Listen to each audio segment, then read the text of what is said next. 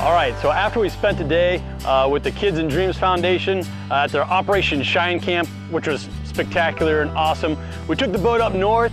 We tried to find a spot to get in up by Gavin's Point Dam there by Verdell, Nebraska. It was just me and my dad, but guess what? The water levels were a little high. We knew they were letting a lot of water out in the dam systems there, St. Francis, Gavin's Point, and we had a little bit of a tricky time trying to find a spot to put in at.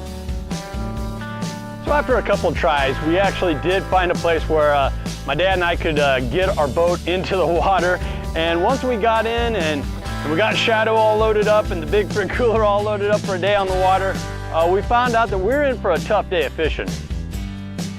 You see, when the water levels are that high, it creates a lot of new structure and you end up with a really good population as far as bait fish, new places for them to bed, new places for your smallmouth bass along with your walleye to lay their eggs, lay their nests. And when that happens, you're going to see an increased fish population, but you're also going to run into kind of a fat and happy fish population, and it also makes it harder for you to find them. So we did a lot of bouncing around, went up and down some of the shorelines there. We did some trolling, we did some casting, and man, it was tough going.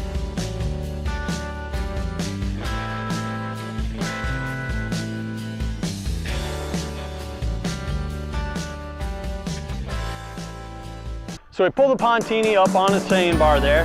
We got our lines in the water, and I felt really encouraged when we pulled up there because right away I saw smallmouth bass. Looked to be about, you know, a 3 or 4 pounder. Nothing that you would want to mount and put on the wall or anything like that.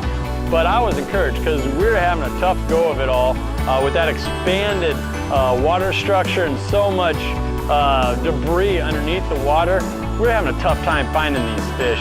So I was encouraged when we pulled up on the sandbar and actually saw a decent sized smallmouth bass scurry away.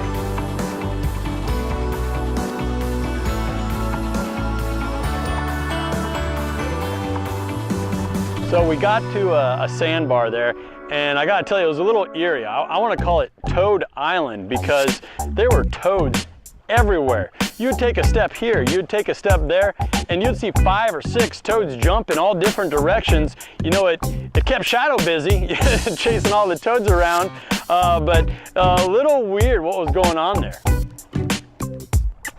So once we got kind of set up there, we got our line out in the water.